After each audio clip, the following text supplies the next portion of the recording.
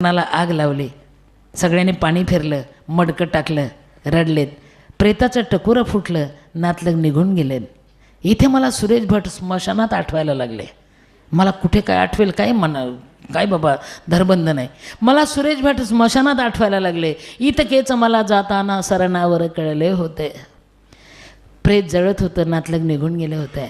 इतकेच मला जाताना सरणावर कळले होते, मरणाने केली सुटका जगण्याने छळले होते. सुरेश भट.